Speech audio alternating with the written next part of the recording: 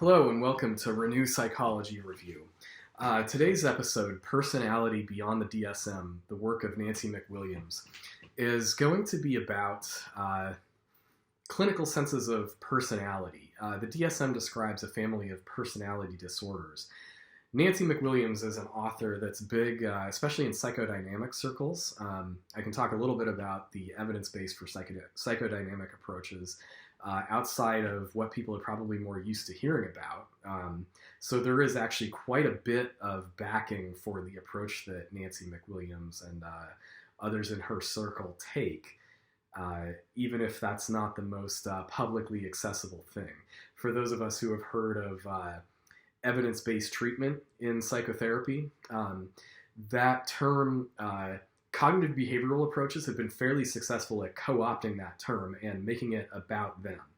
To the credit of cognitive behavioral therapy, it's specialized in a way that allows research to be done supporting it empirically, but a lot of that research has been extended to other practices, including psychodynamic, and found to support them. And let's see, I have this book in front of me that I'm going to talk about a little bit by Nancy McWilliams. It has, let's see, I'm going to estimate about 50 pages of references in it. So she does a lot of legwork to back up what she's saying scientifically. So why would we want to know about personality? I don't know if I can even put words to it. It seems like an obvious thing. So at times in my life when I've been involved in online dating, people love the MBTI, right? The Myers-Briggs type inventory. I'm sure you've seen this on dating profiles, the ways that people describe themselves. Sometimes it even comes up in business environments. Now, the MBTI is not research-backed, but it's clear that there's something there that draws people to it. People want to know about themselves. They want to know about how they relate to other people. And I guess that's what... maybe what captures what's interesting about this subject of personality, the way Nancy McWilliams covers it in her book, Psychoanalytic Diagnosis. It's really about how do we relate to ourselves, how do we relate to other people in the world, and research-backed approaches to that, approaches that give us a lot of material to work with in terms of how do we improve from where we're at, live a better life. So that's what this channel is about, and it's some great stuff that I got out of this book.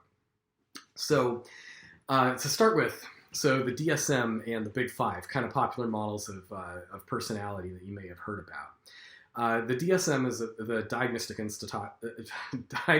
Statistical Manual of Mental Disorders. It's the American standard of how psychotherapeutic diagnosis is done. That's probably not quite the right word for that, but how someone would be diagnosed with a mental disorder.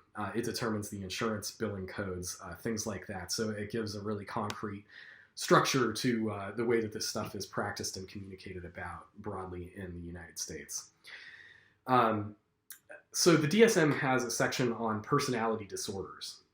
And the impression that I've got from watching a lot of videos, talks, lectures, doing some reading in this area is that professionals in the field will tell you that the way that the DSM characterizes personality disorders is tough. It's hard to work with. It's confusing. It categorizes things with a lot of different labels and criteria sets that don't necessarily...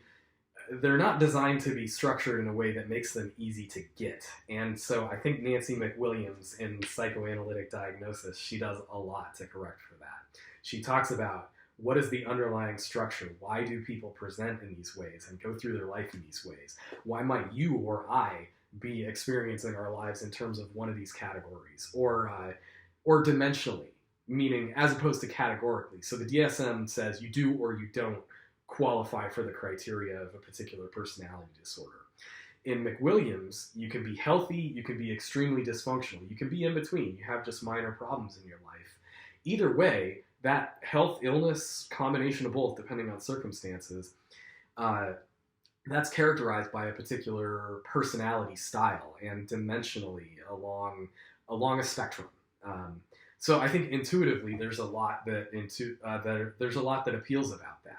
She's talking about things in the way that I think we actually experience them in the world, that I'm sort of a certain way, but not totally, or that other people in my life, somebody bothers me with a certain type of behavior, and they're really extremely like that, and this other person is really extremely not, or a little bit like that. That's what McWilliams is talking about, as opposed to the DSM, which is a categorical model.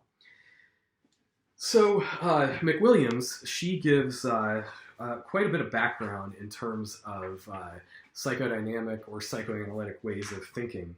But I think once you kind of get that foundation, the real meat of her book is in part 2, Types of Character Organization. This is organized into chapters that are not identical to the DSM personality disorder diagnoses, but there's a lot of overlap. They're very similar. So those are psychopathic personality, narcissistic personality, schizoid, paranoid, depressive and manic, which is a little bit different from, I have to review this, but I think the DSM has a category right now for depressive personality disorder. Manic, so bipolar is, I believe, categorized as a mood disorder. It's not, what's the word I'm looking for? It's not a personality disorder in the DSM model.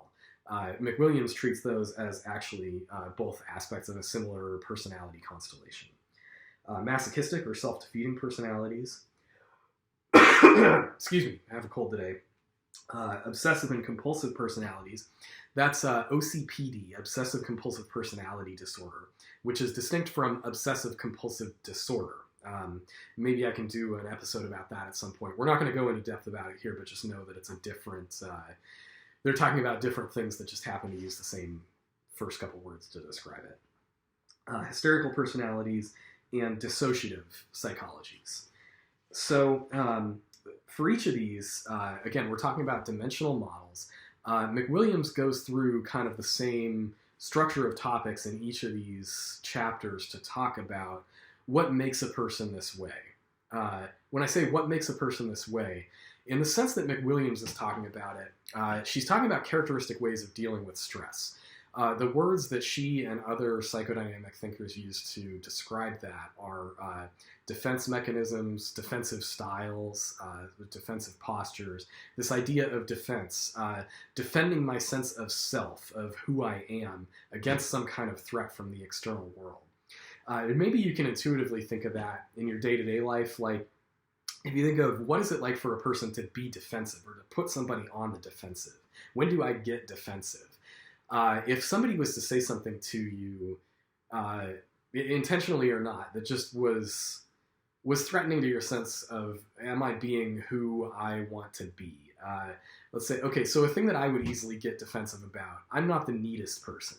And so if somebody came into my house and criticized me for stuff I have laying around, or just mentioned something about it, I could easily get defensive about it, just because that's an area where it's hard for me to live my life exactly the way that I would want to be.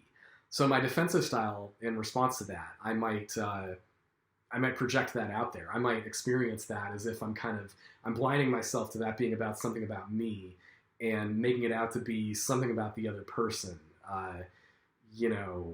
They're a jerk, or like they're the one that has a problem with being too neat, or maybe I assume that they're projecting something about they're criticizing me because they don't actually believe in themselves. I could deny it. I could just systematically ignore that they said anything, move on to another topic in conversation. I could intellectualize or rationalize about it. So those are kind of characteristic styles that I might adopt, where I might kind of go through and talk about it in terms of defensive styles and have this kind of airy intellectual conversation about, well, this is the way that I tend to respond to that kind of thing. And that's actually a way of dealing with stress. For me, it's a bit of a distraction, and it helps kind of categorize things and give me ways to move forward. But these are all psychoanalytically or psychodynamically characterized ways of dealing with stress. And so McWilliams, as she goes through those personality categories, or personality dimensions, I should say, that she talked about earlier, she talks about them in terms of defenses. So as she's going through these chapters, the sections, so under psychopathic or antisocial personalities to start out with, she talks about drive, affect, and temperament in psychopathy is one section. Defensive and adaptive processes in psychopathy. relational patterns, the sense of self, transference and countertransference, which I'll talk about in a little bit here, therapeutic implications of diagnosis, differential diagnosis, and then she provides a summary. So she goes through that for psychopathic personality, narcissistic, schizoid, depressive, obsessive compulsive, hysterical, dissociative, and so on. So yeah, breaking that down a little bit. Actually, let me start with the one that's probably the least familiar to people that are not operating in a clinical space. If you haven't been trained as a mental health counselor or psychologist or anything like that, which I have not, to be clear. So I'm taking some classes. I do a lot of reading on my own time, but I am not qualified as any kind of mental health clinician. This is just an impression that I've gotten from, let's say, from discussions in my own therapy, from online settings where I might talk to people, let's say. So there's a psychotherapy subreddit, which might be interesting if you want to get kind of a behind the scenes look into what this work could be like for clinicians. But anyway, yeah, so I'm starting out talking about transference and countertransference. That's a subject that's not really very familiar to most of us outside of a therapeutic setting. So transference is when a person has some kind of dynamic going on. Let's say I'm sitting down in a therapist's office and I respond to them as if they're somebody from my past. They remind me of an ex or a parent or a boss or somebody like that that has some kind of strong sense of symbolic meaning in my mind, so that I respond to my therapist as if they're somebody else, where they haven't actually, like, it feels maybe to one or both of us, me or the therapist, as if the way I'm responding is a little disconnected from from the immediate reality of what we're actually saying to each other, how we're interacting. And countertransference just describes in the opposite direction. So transference traditionally is from the patient or client to the therapist. Countertransference is an experience from the therapist to the client. So historically, therapists have talked about that as a thing to manage. Like if you were working as a therapist and you had some really strong triggers, you have a hot button issue and somebody can say something to you about your appearance or your style of interacting or something, and it makes you really angry, just as an example, or sad, or makes you get up in your head. It brings up some kind of an emotional response in you. That, as a therapist, that would be a countertransferential reaction that you would have to manage in order to stay present with clients. So this all sounds like stuff that's very disconnected from the topic of this channel about making this relevant to your life, but it's not. So transference and countertransference, take them out of the therapeutic setting. They're actually kind of describing things that happen when people are interacting with each other. You see somebody on the street, or you talk to somebody and they remind you of some other person. You respond to them as if they're somebody else. And what McWilliams is talking about here in terms of the transference and countertransference patterns for different types of personality, psychopathic, narcissistic, schizoid, so on, transference and countertransference patterns in response to those personalities. That's talking about the fact that when somebody interacts with the world in terms of a certain set of defenses, they project a lot, or like me, they rationalize or intellectualize a lot. That tends to give people a certain feeling in response to being around them. You could kind of say, even though it's not a clinical interaction, that I would induce a certain type of countertransference reaction in a person, or that you would too. You have your characteristic style. Maybe this is something I'd be interested to hear about in the comments, if anybody's willing to comment, like, how do people respond to you? What type of response do you think your style gives people? Yeah, and so I think it was a life-changing thing for me to read this book and to consider that certain types of people. So I'm also somebody who tends to internalize a lot. Internalizing versus externalizing. So like, I turn things inward rather than making my problems the problems of the world. I don't tend to respond angrily to other people, but it's easy for me to get kind of depressed or down on myself, which would be an internalizing style. So for me, if I'm having a weird interaction, something that makes me feel uncomfortable or off or, put down or made angry by somebody's interactions or something like that, it'd be easy for me to internalize that. So in response to my internalizing, it was a really life-changing thing to read about this kind of characteristic transference and countertransference in response to certain personality types, and think like, this could be something that's not always totally about me. There are people that you interact with out there in the world. You interact with a psychopathic person, they might make you feel really scared or kind of like chilled inside. People talk about psychopathic people having kind of a dead-eyed stare sometimes, and maybe, giving you a sense of being kind of stared through or something like that. So the feeling that that gives you, if you're around somebody like that, it's hard to know, but that might be a characteristic feeling that that potentially psychopathic-leaning person gives other people in their lives, throughout their lives. It doesn't necessarily have to be about you. It can be about you. There are also characteristics. So if I was, let's say, a narcissistic personality, and most of us have some kind of characteristics of some or the other. I'm not a totally unnarcissistic person, or probably I wouldn't be making this video here, but narcissistic people, in McWilliams' characterization, tend to engage in a lot of projection and kind of related processes, projective identification, where they can tend to sort of, in a weird subconscious way, kind of try to put their discomfort into another person, make other people uncomfortable to be around them, get other people riled up. I mentioned politics earlier, and I think you can see a lot of this behavior around politics if you look for it. You can see people, if you see somebody who seems to be baiting other people into an argument, trying to get them angry, calling them names, talking about how, they don't know anything, they're full of it, all that, like, that could be potentially a projective style of interacting. And so that would come up under McWilliams' characterization of transference and countertransference responses to a narcissistic person. If you find that a person you're interacting with is, constantly just kind of angering you or making you feel off, making you feel like not yourself, that could be potentially, it's hard to say, but, use your judgment, a sign of a kind of projective style of interacting. Which could relate to narcissistic personality. It also comes up in other personalities that are discussed here. But I thought it was an interesting thing that McWilliams was talking about, that sometimes you could be feeling a thing, and if it's not something that you usually feel, it doesn't characterize kind of who you are, how you feel in response to other people in general. Sometimes that's actually a reflection of kind of the personality and internal functioning of somebody who's kind of high on one of these specific styles. So that's kind of a long overview of what McWilliams is talking about in psychoanalytic diagnosis. I'd encourage you to check it out if you're interested in this kind of thing.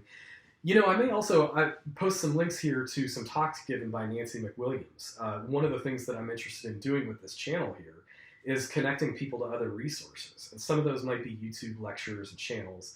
McWilliams is out there, and she's a really interesting person to talk to in terms of like transference and countertransference reactions. She comes off as a really kind of warm and inviting person, and I think interesting to listen to, engaging. It comes off in her writing too. So I hope I was able to communicate some of what's interesting, what's useful about this. Feel free to tell me in the comments where you'd like to go from here, if there's more information you'd like about this stuff, and maybe I can dive more into some of these topics in another video. So if you liked what I've got going on here, please like and subscribe, or if you need anything to be different, I'm open to constructive feedback too. So look forward to your participation here, and hopefully we can get a conversation going. Thanks for joining.